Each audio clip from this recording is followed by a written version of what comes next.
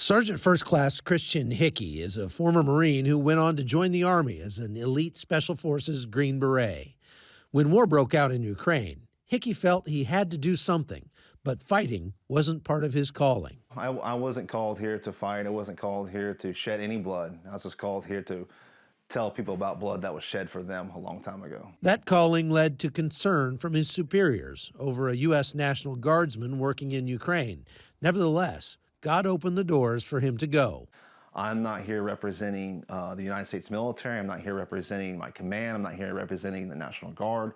I'm representing as an ambassador of Jesus Christ, and that's exactly what I'm doing here as a missionary in Ukraine. After he arrived, he found the Ukrainian troops in desperate need. These guys don't have medics. They have like one medic per like a line of like over 100 or 150 people on the line. Tactical combat casualty care happens to be one of Christian's specialties. I stepped into their training facility, and they saw me, and they knew exactly, like, this guy is different. And they ran up to me and said, "Can you help us? Can you help us?" 7 months ago, they were bakers, they were bus drivers, they were lawyers. Just giving them the skills to be able to stabilize their brothers, to help them get them to a higher level of care. That's mostly what I like to deal with, is, hey, here's how you save your brother's life, or here's how to stay alive if you find yourself injured. And the time he's spent with these men on the front lines has given him a deep appreciation for the hardships they face. It's a different kind of war than he was used to. They're absolute heroes. I don't think people understand what these Ukrainian soldiers are actually going through. It's the most terrifying and scariest thing I've ever dealt with on the front line. When you cannot see in front of you because they don't have the equipment to be able to do that. And then you have a Russian drone above you who just has freedom of movement to do whatever he wants, whenever he wants, and to direct their fires right on top of you. As the war grinds on, Hickey's mission is evolving to meet the need. Just days after the fall of Kherson, with the population running out of food, Hickey and his team brought a convoy of aid to the rescue. We're switching gears a little bit. This winter is going to be absolutely tough for the Ukrainian people.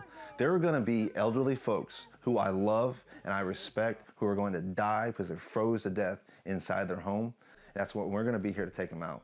I'm going to deliver them firewood. I'm going to deliver them food all throughout the winter. We want to basically be the hands and feet of Jesus. There's a very, very strong, powerful NGOs bought all this food, and they don't have the action arm to actually deliver it. We'll take the food, and we'll make sure it gets to the right people at the right place at the right time. Reaching the villages around Kherson is especially dangerous since the area is still littered with Russian minefields. So the people are all the more grateful when Hickey and his team risk it all to get to them. But there's one thing these villagers need more than food. Lord, I pray that you protect these people, provide for the needs that they need every day. From the food, the water, electricity. We want to give the food hand with a Bible and pray. So we just don't want to give food, we actually want to give Jesus, and that food gives us the access and placement to have a conversation about Jesus. And they're eager to show how the Russians brought death and destruction. This building behind me is a school at a little village that we're in right outside of Kherson. The Russians only left here about 7 days ago, and the people in this village say that they didn't leave all at once, and they didn't tell anybody where they were going. Instead, they just sort of slunk away in the middle of the night.